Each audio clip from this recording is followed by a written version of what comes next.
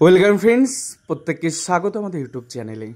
যে সমস্ত ভিউয়ার্সরা প্রথমবার চ্যানেলটি দেখছেন তারা অবশ্যই চ্যানেলটিকে সাবস্ক্রাইব করে দেবেন এবং চ্যানেলের পাশে থাকা বেল আইকনটি প্রেস করবেন, যাতে এই ধরনের খবরাখবর সবচেয়ে আগে সবচেয়ে দ্রুত আপনাদের কাছে পৌঁছে যায়। তো আজকে যে বিষয়টি নিয়ে আলোচনা করব সেটা হচ্ছে প্রাথমিক শিক্ষা পর্ষদ কতটা চিটিংবাজি করেছে তার একটি নমুনা আপনাদের সামনে পেশ করব।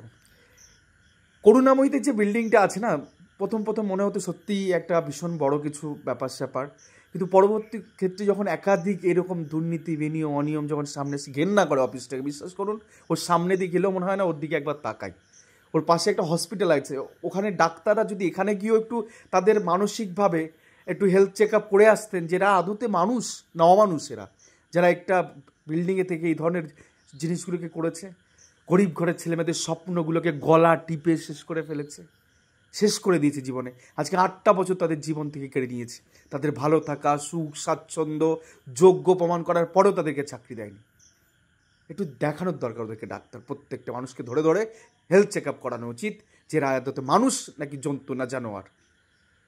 যার 8টা বছর স্কুলে থাকার কথা, প্রাথমিক শিক্ষক শিক্ষিকা হয়ে হয়তো স্কুলে তিনি থাকতে পারতেন বা থাকতে পারতো, তারা আজকে তাদেরকে পথে বসিয়ে দিয়েছে। অনেকে একটা এসএসসি করিয়েছে 14-15 বছর, তারপর তাদেরকেও পথে বসিয়ে দিয়েছে। তো এরা যা করেছে এদের বলার শেষ নেই, সব কিছু সত্য সামনে আসবে, চলছে সেই সামনে আনার কাজ। ফাঁসির সাজা দাবি করা উচিত মামলাকারীদের, সিরিয়াসলি বলছি। মানে এদের ফাঁসির নিচে কোনো সাজা হতে পারে না, একদম একদম সর্বোচ্চ যেটা দণ্ড, সেই দণ্ডবিধিতে এটা দণ্ডিত করা উচিত বিচারপতিদের বা বিচারকদের। সুমোটো কন্টেম্পটা মামলা ইস্যু করা উচিত, কারণ জীবনগুলো বরবাদ করে দিয়েছে দেখা এক এক করে। West Bengal board of primary education 42/9/49 2016 সালে রিক্রুটমেন্ট প্রসেস মেমো নাম্বার দেখতে পাচ্ছেন। আমি হয়তো 6টা ডিস্ট্রিক্টে কাট অফ দেখাচ্ছি, কারণ একটা ডিস্ট্রিক্ট নিয়ে আলোচনা করবো। দেখুন প্রত্যেকটা ডিস্ট্রিক্টে জেনারেল কাট অফটা দেখুন, মানে এসসি ওবিসি ওবিসি বি এসটিদের থেকেও বেশি হতে পারে। এখানে যতগুলো দেখছেন 6টা ডিস্ট্রিক্টে, এখন ভাবুন না, ওবিসি ওবিসি বি এসসি এবং এসটি এই 6টা জেলায় প্রত্যেকের কাট অফ বেশি, এসটিদের কাট অফ বেশি জেনারেলের থেকে। হতে পারে এটা, এখানে যতজন চাকরি পেয়েছে হিসাব মতো সবাই জেনারেলের মধ্যে চলে আসার কথা। তো এই কোনো ক্লারিফিকেশান নেই, কোনো বোঝানো কোনো জায়গা নেই। ডিভিশন বেঞ্চে সেটেল হয়েছে, সুপ্রিম কোর্টে সেটেল হয়েছে, যে কোনো দিন উঠবে একদম ওখানে শেষ করে দেবে ওদেরকে। কেন বলছি চিটিংবাজ পর্ষদ, সেদিনকে সবাই টের পাবে। 6 নম্বর ডিস্ট্রিক্ট নিয়ে চলেছে মালদা, 10.252 এমডি রাজু চাকরি করছে জেনারেলে, 20.705 পাওয়া ওবিসি ব্যক্তিরা চাকরি পায়নি। ওবিসি বি 18.85 পাওয়া ব্যক্তিরা চাকরি পায়নি। এসসি 15.929 পাওয়া ব্যক্তিরা কেউ চাকরি পায়নি। এরা কেউ চাকরি পায়নি যাদের কথা বললাম, কিন্তু 10 পেয়ে আজকে বহল দেবিতে চাকরি করছে। এটা হতে পারে? 10 পেয়ে চাকরি হচ্ছে 17 পেয়ে বাদ, 10 পেয়ে চাকরি হচ্ছে 19 পেয়ে বাদ। আমার ভাই নাম নাজিবুর রহমান 20 পেয়ে 20.5 এরকম সামথিং কিছু নাম্বার পেয়েছে, সে চাকরি পায়নি, অবশ্যই পেয়ে গেছে। একটা ঘটনা আপনাদের দেখাবো। যিনি আজ ভালো থাকতে পারতেন, যিনি আজ সুস্থ থাকতে পারতেন, মানসিকভাবে বিপর্যস্ত হতেন না, চিন্তা করতে হতেন কালকে তিনি কী খাবেন, দিনমজুর, টিউশনিটুকু করেন, ছোট্ট কয়েকটা বাচ্চা আছে তাদেরকে পড়ান। নাম পার্থসারথী সাধ, পশ্চিম মেদিনীপুরের বাসিন্দা। খুব আশা ভরসা নিয়ে মনে করেছিলেন আমার তো এখানে পশ্চিমে তো খুব লিটারেসি অনেকটা হাই তুই মেদিনীপুরে তখন খুব অনেকটা বেশি, আমি একটু মালদার দিকে যাই, ওখানে গিয়ে দেখুন মালদা লেখা আছে পরিষ্কার, মালদা কোথায় ইন্টারভিউ হচ্ছে সেই ডিস্ট্রিক্টও দেওয়া আছে, টেবিল নাম্বার দেওয়া আছে, ডেট দেওয়া আছে, সব দেওয়া আছে। তিনি মালদাতে অ্যাপ্লাই করলেন, বাসিন্দা কোথাকার, পশ্চিম মেদিনীপুর, সিট কম ছিল মালদায় বেশি ছিল, আমি মালদাতে গিয়ে পরীক্ষা দিই যদি চাকরিটা হয়। এই আশা নিয়ে ভরসা নিয়ে 12 অথরিটিকে বিশ্বাস করে, এপিসি ভবনকে বিশ্বাস করে, আচার্য প্রফুল্লচন্দ্র, মানে ভাবতে পারছে নামটা কতটা শক্তিশালী একটা নাম, বিশ্বাস করেছে এদেরকে, প্রাথমিক শিক্ষা পর্ষদকে বিশ্বাস করেছে, পশ্চিমবঙ্গ রাজ্যেরই তো সংস্থা, হয়তো সত্যিই তারা ফর্ম ফিল আপ করে যোগ্যদের চাকরিটা দেবেন। মালদা ফর্ম ফিল আপ করে দিয়েছেন, থাকবো বাড়ির থেকে দূরে গিয়ে, ওখানে কী আছে, রান্না করে খাবো, স্কুল করবো, বাচ্চাদের শেখাবো, কতটা স্বপ্ন মনের মধ্যে। আজকে সেই ব্যক্তির সাথে যা বঞ্চনা করা, যে দেখলে মাথা খারাপ হয়ে যাবে।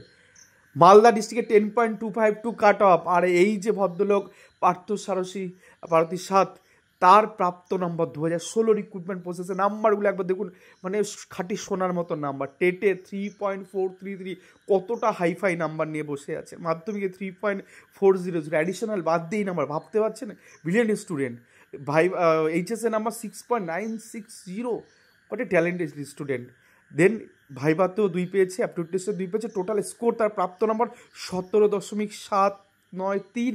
কাট অফ কত গেছে জেনারেলে? তিনি একজন সংস্কৃত বিভাগের প্রার্থী, 10.252 কাট অফ গেছে জেনারেলে, তিনি 17.793 পেয়ে তিনি চাকরি পাননি। তাকে প্রাথমিক শিক্ষা পর্ষদ ডিনাই করেছে। কেন না, তিনি একজন যোগ্য বঞ্চিত। আজকে একজন ফোন করেছিলেন, বলছে দাদা আপনি তো জোর পান কোথায়? আমি তাকে একটা ছোট্ট উত্তর দিলাম, আমি এই সততার পথে আছি, যোগ্যদের সাহস এই চ্যানেলের সাহস, যোগ্যদের সাহস আমার গলার দীপ্ত কণ্ঠ।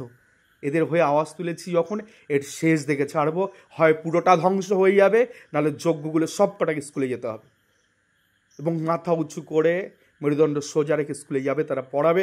আর যখন যাবে গোটা গ্রাম তাকিয়ে দেখবে এই সেই শিক্ষক, এই সেই আদর্শ শিক্ষক, যিনি প্রকৃত শিক্ষক, যিনি 8 বছর বাইরে ছিলেন, তাকে আজ যোগ্য সম্মান দিয়ে ফুলের মালা বরণ করে নিয়ে তারা স্কুলে যাবে। এই প্রতিজ্ঞা করছে চ্যানেল, এই প্রত্যেকটাকে স্কুলে পাঠাতে হবে যারা যোগ্য ছিলেন সেই সময়কার। প্রাথমিক শিক্ষা থেমে থাকেননি, তাদের চিটিংবাজি চলেছে, তাদের দুর্নীতি চলেছে, তাদের বেনিয়ম চলেছে। এই ডিজার্ভিং ক্যান্ডিডেটকে, যার চাকরি পাওয়ার কথা 2017 সালে, আজকে 2025 সাল, 8টা বছর তিনি বহাল তবিয়তে চাকরি করতে পারতেন, ভালো থাকতে পারতেন, পরিবারে বাবা মা অসুস্থ, তাদেরকে দেখতে পারতেন, ওষুধ কেনার জন্য পয়সা নেই, দুটো টিউশনের টাকা দেয় কি দেয় না, বৃষ্টি হলে আর যেতেই হবে ছাতা মাথায় করে দিয়ে, যতটা ঝড় হোক যেতে হবে টিউশনি করাতে, নাহলে তো দুটো পয়সা আসবে না, হাঁড়িটা জ্বলবে না। এই ব্যাধির মধ্যে তাকে রেখে দেওয়া হচ্ছে। তিল তিল করে স্বপ্নগুলো শেষ হয়ে গেছে। আজকে যখন বারবার বলছি আপনি ফাইল থেকে আমাকে ডকুমেন্টটা পাঠান, যখন কথা হলো সেই ফাইলটা খুললো তিনি, যে ফাইলটাতে অ্যাপয়েন্টমেন্ট লেটার থাকার কথা ছিল 2017 সালে, যে ফাইলটাতে 2017 সালেই জয়েনিং লেটার থাকার কথা ছিল, 2 বছর পরে 19-এ গিয়ে যার মানে অ্যাপ্রুভাল লেটার থাকার কথা ছিল, কনফার্মেশন লেটার থাকার কথা ছিল, হয়তো ট্রান্সফার নিয়ে তার নিজের জেলাতে ফিরে আসার কথা ছিল, এই কাগজগুলোর থেকে তিনি কিচ্ছু তার ফাইলের মধ্যে এই মুহূর্তে রইল না, রইল সেই আইটিআইটুকু যেখানে প্রমাণ আছে তিনি যোগ্য বঞ্চিত হয়েও তিনি কিন্তু চাকরিটা পাননি। এখানেই শেষ নয়, প্রাথমিক শিক্ষা পর্ষদ এই প্রার্থীকে কান মুলে ঘাড় ধরে জোরপূর্বক দ্বিতীয় দফায় অর্থাৎ 2020 সাল আবার পরীক্ষায় বসতে বাধ্য করেছে পরীক্ষায় হয়ে যাওয়া চাকরি সেখানে তিনি পেলেন না, দ্বিতীয় দফায় তিনি আবার পরীক্ষা দিলেন, 4 বছর অপেক্ষা করার পর 2020 সালে ফর্ম ফিল আপ করলেন, 21-এ আবার ইন্টারভিউতে বসলেন, যে না আমাকে দেখানো হোক যে আমি কেন পেলাম না, আমার ধৈর্য আছে, আমি লড়াই করব, সেই যে মানসিকতা নিয়ে মানুষটা আবার বসলেন পরীক্ষায়। বিশ্বাস করুন, আবার সেই ইন্টারভিউ অ্যাপটিটিউড টেস্টে একই ফলাফল 2-2, কারণ পেন্সিলে নাম্বার বসছে, যতই ভালো দিক সেখানে তো তাদের আর উপরে উঠবে না, প্যারামিটার তার উপরেই যাবে না, কারণ পয়সা দিতে পারেননি না, গরিব ঘরের সন্তান, মেধার উপর জোর করে রেখেছেন। এখানেও ভালো নাম্বার পেলেন, ট্রেনিং নাম্বার সে তো কঠিনভাবে অনেক অনেক কষ্ট করে অর্জন করেছেন, 28.046। এবারও তিনি বঞ্চিত কোথায়? দুর্নীতির কাছে বঞ্চিত কোথায়? বিনিয়ম অনিয়মের কাছে বঞ্চিত। কারণ এক্সামটেড, এক্স সার্ভিসম্যান এবং প্যারা টিচার কোথায় যতগুলো সিট ফাঁকা ছিল সেই সিটটাকে দেওয়া হলো না, কনভার্টেড করা হলো না, শুধুমাত্র নন এক্সামটেড ক্যাটাগরি যে সিটটুকু ছিল সেই সিটটুকুতে রিক্রুটমেন্ট হয়ে গেল।